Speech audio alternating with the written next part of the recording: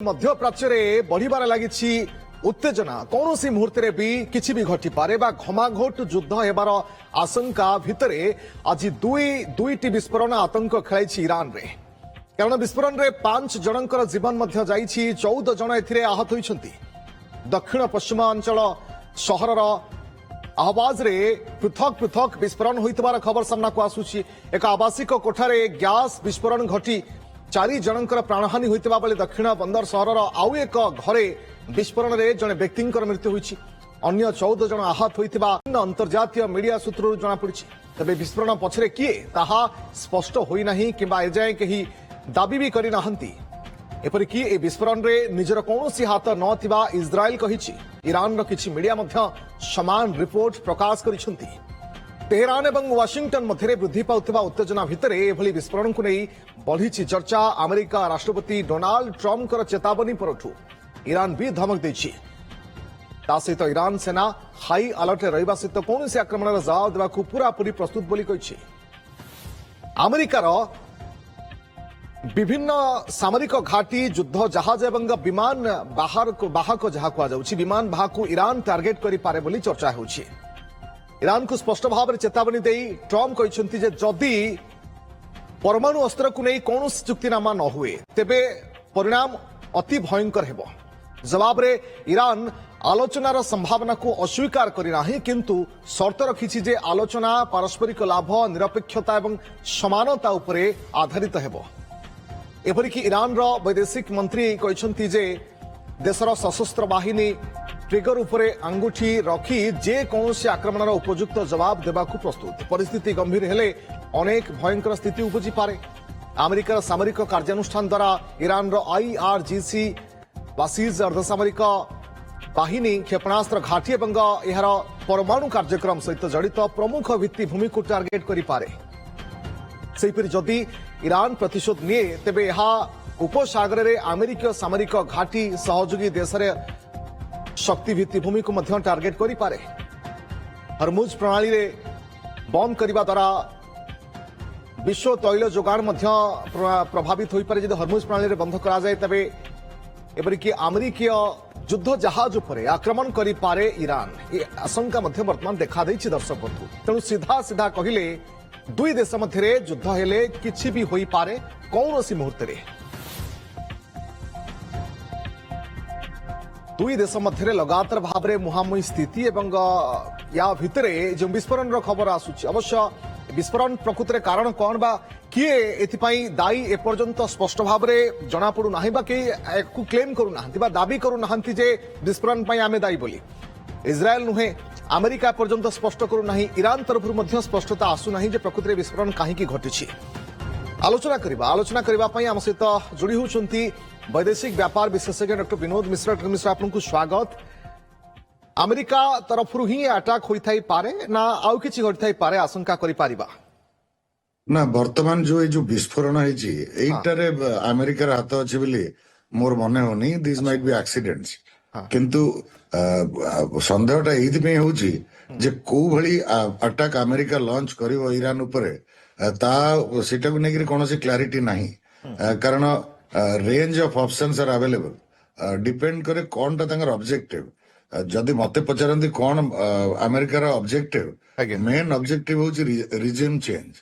Regime change means Ayatollah Ali खोमेनीकर जो regime religious regime सेटा को चेंज करिया पई वर्तमान basically that is the plan. काहेकि ना एटा इज्राएल रो सिक्योरिटी पे इंपोर्टेंट। कारण इज्राएल एवं अमेरिका दी जण मन करंती जे जदि ईरान रे जदि रिजिम न थाए जदि गोटे डेमोक्रेटिक गवर्नमेंट आसे ताहले ता सहित नेगोशिएशन कले जो दीटा एक्जिस्टेंशियल थ्रेट इज्राएल पाउची ईरान टारू गोटे होची in the form of nuclear weapons and nuclear missiles आ गोटे होची creating proxy non state proxies like Hezbollah and Hamas and Houthis एभली ऑर्गेनाइजेशन। तेणु तांकर मतरे जदि एभली रिजिम जो रिलीजियस रिजिम रही ताकू चेंज करदेले there will the problem will end. किंतु असुविधाटा होची जे अल्टरनेटिव लीडर वर्तमान के नांती अमेरिका पाखरे बा इज्राएल पाखरे टू पुट इन ईरान। କାରଣ ଯୋଉ ଅଲ୍ଟରନେଟିଭ ଲିଡର ଶାହାଙ୍କ କଥା କୁହାଯାଉଛି, ଶାହା ପେହଲଭି, ତାଙ୍କୁ ଇରାନିଆନ ପବ୍ଲିକ ଆକ୍ସେପ୍ଟ କରନ୍ତିନି। ତେଣୁ ବର୍ତ୍ତମାନ ଏଇ ଯୋଉ ବିଳମ୍ବ ହଉଛି, ଆମେରିକାର ଯୋଉ ଆଟାକ କରିବାରେ ବିଳମ୍ବ ହଉଛି, ସେଇଟା ଏଇଥିପାଇଁ ଯେ ସେମାନେ ଅଲ୍ଟରନେଟିଭ ଲିଡରସିପ ବର୍ତ୍ତମାନ ପାଇନାହାନ୍ତି। ରାଜା ପେହଲଭି ଇଜ ନଟ୍ ସର୍ଟନଲି ଦ ଅଲ୍ଟରନେଟିଭ। ଆଉ ଯେପର୍ଯ୍ୟନ୍ତ ଅଲ୍ଟରନେଟିଭ ଲିଡର ପାଇନାହାନ୍ତି, ତେଣୁ ସେମାନେ ଗୋଟେ ଗୋଟେ ଏଇଟା ଗୋଟେ ସ୍ମୋକ ସ୍କ୍ରିନ୍ ମୁଁ କହିପାରେ। ଆମେରିକା ଆକ୍ଚୁଆଲି ଇଣ୍ଟରେଷ୍ଟେଡ ନୁହେଁ ଇରାନ ସହିତ ନେଗୋସିଏଟ କରିବାରେ। କାରଣ ଏଇ ଯୋଉ ନେଗୋସିଏସନ କଥା କୁହାଯାଉଛି ଯେ ଇରାନ ଆସୁ ଟେବୁଲ ଉପରକୁ ନେଗୋସିଏଟ କରିବା ପାଇଁ, ଇରାନ ତ ଆସିଥିଲା 2015 ମସିହାରେ ନେଗୋସିଏସନ କରି ବି ଥିଲା, ଗୋଟେ ଟ୍ରିଟି ବି ହେଇଥିଲା, ତାକୁ ଡୋନାଲ୍ଡ ଟ୍ରମ୍ପ ସ୍କ୍ରାପ କରିଦେଲେ। ତେଣୁ ଏବେ ଡୋନାଲ୍ଡ ଏବେ ଟ୍ରମ୍ପ ନେଗୋସିଏସନ କଥା ଉଠୁଛି, ସର୍ତ୍ତ କଣ ରଖାଯାଇଛି ଆମେରିକା ତରଫରୁ? ସର୍ତ୍ତ ଯାହା ରଖାଯାଇଛି ସେଟା ଇରାନ କେବେ ବି ମାନିବନି। ଏଇଟା ମୁଁ ଯୋଉଟା କହୁଛି ଯେ ଏଇ ଯୋଉ ଆଳଟି ଦିଆଯାଉଛି ଯେ ଇରାନ ଟେବୁଲକୁ ନ ଆସିଲେ ଆମେ ଆଟାକ କରିବୁ, ଏଇଟା ହଉଛି basically buying time to think about ଆନ୍ ଅଲ୍ଟରନେଟିଭ ଗଭର୍ଣ୍ଣମେଣ୍ଟ। ଏଇ ରିଜିମ କି ଚେଞ୍ଜ କଲେ କୋଉ ଭଳି ଗଭର୍ଣ୍ଣମେଣ୍ଟ ସେଠି ଏଷ୍ଟାବ୍ଲିଶ କରିବେ, ସେଇଟାକୁ ନେଇକି ଚିନ୍ତା ଚାଲିଛି। ଏବଂ ଏଇଟା ବି ଚିନ୍ତା ଚାଲିଛି ଯେ ଯଦି ଇରାନ ଉପରେ ଆଟାକ କରେ ୟୁନାଇଟେଡ ଷ୍ଟେଟ୍ସ, ପ୍ରତ୍ୟାକ୍ରମଣ କାହା ଉପରେ ହବ। କାରଣ ଆପଣ ଦେଖିବେ ଗୋଟେ ସଡିଡ ସାଇଲେନ୍ସ ଇସ୍ରାଏଲି ପ୍ରାଇମ ମିନିଷ୍ଟର ବା ଇସ୍ରାଏଲି ଲିଡରସିପ ଏଇ ଆମେରିକାନ ବିଲ୍ଡଅପ୍ ନେଇକରି କୌଣସି ମନ୍ତବ୍ୟ ଦଉନାହାନ୍ତି। କାରଣ ସେମାନେ ଭଲ ଭାବେ ଜାଣିଛନ୍ତି ଯଦି ସେମାନେ ଏଇଟାରେ ଇନଭଲ୍ଭ ବୋଲି, ଯୋଉଟା କି ସେମାନେ ଡେଫିନେଟଲି ଇନଭଲ୍ଭ, କିନ୍ତୁ ସେମାନେ ଯଦି ଓଭରଟଲି ଇନଭଲ୍ଭ ହୁଅନ୍ତି, ତାହେଲେ ଇରାନର ଯୋଉ ପ୍ରତ୍ୟାକ୍ରମଣ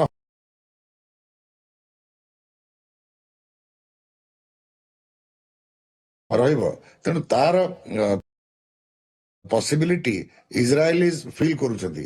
କାରଣ ଇରାନର ଯୋଉ ଯୁଦ୍ଧ ହେଇଥିଲା ମେ ଜୁନ ମାସରେ, କିଛି କିଛି ମିଜାଇଲ ତ ଡେଟରେଟ୍ କରାଇ ପାରିଥିଲା ଇସ୍ରାଏଲ ଏୟାର ଡିଫେନ୍ସକୁ ଭେଦ କରିକି। ତେଣୁ ସେଥିପାଇଁ ଇସ୍ରାଏଲ ଇଜ ଓରିଡ। ତେଣୁ ଚିନ୍ତା ଚାଲିଛି ଯେ କୋଉ ଭଳି ଆଟାକ କରାଯିବ। ମୋର ଯାହା ମନେ ହୁଏ, ସେମାନେ ଗୋଟେ ଅଲ୍ଟରନେଟିଭ ଲିଡରସିପ ଯୋଉଦିନ ଡିସାଇଡ କରିପାରିବେ ବା ସିଲେକ୍ଟ କରିପାରିବେ, ସେଦିନ ଗୋଟେ ରିଜିମ ଚେଞ୍ଜ ପାଇଁ ଗୋଟେ ସ୍ପେସିଆଲି ଟାର୍ଗେଟେଡ ମିଶନସ ବା ଆଟାକ୍ସ କରାଯିବ। କାରଣ ଇସ୍ରାଏଲ ଇଣ୍ଟେଲିଜେନ୍ସ ଏଇଟା ପ୍ରୁଭ କରିଦେଇଛି ଯେ ସେମାନେ ଇରାନର ସବୁ ଲିଡରସିପ ଯୋଉ ଲେବୁଲର ସବୁ ସିନିୟର ଲେବୁଲର ଲିଡରସିପଙ୍କର ହ୍ୱେୟାର ଆବାଉଟ ସେମାନେ ଜାଣନ୍ତି। ପ୍ରିସିସନ ଷ୍ଟ୍ରାଇକ ବି କରାଯାଇପାରେ। ତେଣୁ ମୋର ଯୋଉଟା ମନେ ହୁଏ, ୱେଟଟା ଏଇଥିପାଇଁ ଯେ ଗୋଟେ ଅଲ୍ଟରନେଟିଭ ଆକ୍ସେପ୍ଟେବଲ ମଡେଲ ଇରାନ ପାଇଁ ସେମାନେ ଚିନ୍ତା ଯୋଉଦିନ କରିଦେବେ, ଯୋଉଦିନ ଫ୍ରେମୱାର୍କ କିନ୍ତୁ ଯଦି ସେମିତି କିଛି ନ ଘଟୁଛି ଆଉ ସାମରିକ ପାୱାର ୟୁଟିଲାଇଜ କରାଯାଉଛି ବା ଗୋଟେ ଆକ୍ରମଣ ପ୍ରତି ଆକ୍ରମଣ ଆରମ୍ଭ ହେଇଯାଉଛି, କେତେ ବ୍ୟାପକ ହୋଇପାରେ ଆପଣଙ୍କୁ ଲାଗୁଛି? ସେଇଟା ଆପଣ ଯୋଉଟା ଏଇଟା ଗୋଟେ ୱାଇଲ୍ଡ କ୍ୱେଶ୍ଚେନ। ଯଦି ଏଇଟା ନ ହଉଛି, ଯଦି ଏଇଟା ଆଟାକ ହଉଛି, କେତେ ୱାଇଡ ହବ, ଏଇଟା ଗୋଟେ ୱାଇଲ୍ଡ କ୍ୱେଶ୍ଚେନ। ମାନେ ଜିନିଷଟା ହଉଛି କାହିଁକି ଆଟାକ କରାଯିବ, ସେ ଆଟାକର objective I drew the lines, ଏଇଟା ହିଁ ହଉଛି ଅବଜେକ୍ଟିଭ। ଇରାନ ରିଜିମ ଚେଞ୍ଜ କରାଯିବ। ତେଣୁ ସେଇଟାକୁ କରିବା ପାଇଁ ଯେତିକି ଦରକାର ସେତିକି ମାତ୍ରାରେ ୱାର କରାଯିବ। ଏବଂ ଇରାନର ରିଟାଲିଏସନ ର ନେଚର ଆପଣ ନିଜେ ଡିସ୍କସ କରୁଥିଲେ। ଯୋଉ ହରମୁଜ ଟାକୁ ଯଦି ସେ ବନ୍ଦ କରିଦିଏ ବା ରେଡ ସି ରେ ତାର ପ୍ରକ୍ସିଂ ଲଗେଇ ଯଦି ଡିଷ୍ଟରବାନ୍ସେସ୍ କ୍ରିଏଟ କରାଯାଏ, ୱାର୍ଲଡ ଅଏଲ ଶିପମେଣ୍ଟ ଆଣ୍ଡ କାର୍ଗୋ ଶିପମେଣ୍ଟରେ ଯଥେଷ୍ଟ କ୍ଷତି କରିପାରିବ। ତାପରେ ଆମେରିକାନ ଯେଉଁ କଣ୍ଡିସନ କଥା କୁହାଯାଉଛି, ସେ କଣ୍ଡିସନ ତ ଇରାନ ରାଜି ନାହିଁ। ଇରାନ ତରଫରୁ କୁହାଯାଉଛି ଯେ ପାରସ୍ପରିକ ଲାଭ, ନିରପେକ୍ଷତା, ସମାନତା ୟା ଉପରେ ଆଧାରିତ ହେବା ଦରକାର, ଯାହା ସମ୍ଭବ ହେଇପାରୁନି ବା ଆମେରିକା ତରଫରୁ ସେ ସର୍ତ୍ତ ହିଁ ରଖାଯାଉନି। ସେଇ କଥା ହିଁ ମୁଁ କହୁଛି। ଆମେରିକା ଏଭଳି ଗୋଟେ ସର୍ତ୍ତ ରଖିଛି ଯୋଉ ସର୍ତ୍ତଟାକୁ କି ଇରାନ ମାନିପାରିବ ନାହିଁ। ଆଣ୍ଡ ଆମେରିକା ସେଇ ଆଳରେ ହିଁ ଇରାନ ଉପରେ ଆଟାକ କରିବ।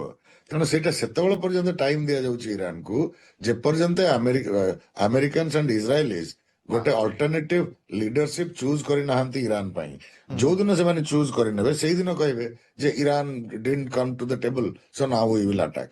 ଡୋନାଲ୍ଡ ଟ୍ରମ୍ପଙ୍କର ଏଇଟା ହଉଛି ଷ୍ଟାଇଲ। ସେ ଗୋଟେ ଅଲ୍ଟରନେଟିଭ ଏମିତି ଡେଡଲାଇନ ଫିକ୍ସ କରିବେ, ସେଟା ମାନିପାରିବେନି, ତାପରେ he will launch his military attack. ଭେନେଜୁଏଲାରେ ସେୟା ହେଲା, ଇରାନରେ ଆଗରୁ ୟା ପୂର୍ବରୁ ବି ସେୟା ହେଇଛି। So that is his operational style. ମୁଁ ଯୋଉଟା ଆଶା କରୁଛି, ଏଇଟା ଗୋଟେ decisive step. The decision has been already taken. ଯେତେବେଳେ ଡୋନାଲ୍ଡ ଟ୍ରମ୍ପ କହିଥିଲେ ଯେ help is on the way Iranian ମାନଙ୍କୁ, ସେଦିନ ଠାରୁ ଡିସିଜନ ନିଆଯାଇଛି। କିନ୍ତୁ ପରବର୍ତ୍ତୀ ସ୍ଥିତି କଣ ହଉଛି ତାପରେ ହିଁ ନଜର ରହିବ। ବହୁତ ବହୁତ ଧନ୍ୟବାଦ ଆପଣଙ୍କ ସମୟ ଏବଂ ଆଲୋଚନା ପାଇଁ। ଡକ୍ଟର ବିନୋଦ ମିଶ୍ର ଆମ ସହିତ ଯୋଡ଼ିଥିଲେ ଏବଂ ବିସ୍ତୃତ ଭାବରେ ଆଲୋଚନା କରୁଥିଲେ। କିନ୍ତୁ ଯେଉଁ ବିସ୍ଫୋରଣ କଥା କୁହାଯାଉଛି, ଖାସ କରି ଇରାନର ହୋଇଛି, ତାହା ଡକ୍ଟର ମିଶ୍ରଙ୍କ କହିବା କଥା ଯେ ହୁଏତ ଇଏ ଆମେରିକାର ହାତ ନଥାଇପାରେ, ଗୋଟେ କୌଣସି ବ୍ଲାଷ୍ଟ ହୋଇଥାଇପାରେ। ଏ ପର୍ଯ୍ୟନ୍ତ ସେ ବାବଦରେ କେହି କ୍ଲେମ କରିନାହାନ୍ତି। କିନ୍ତୁ ହଁ, मध्यप्राच्य कोटा कोटी युद्ध घनघटा ये लगातार भाव में जारी रही है जदि आगू सेमती किसी भयंकर घटुची कौन प्रकार गोटे साइड रू भी अटाक होची तार परिणाम अति भयंकर सारा विश्व भोगी पारे ए आकलन आम कर विस्तृत भाव आलोचना करुले।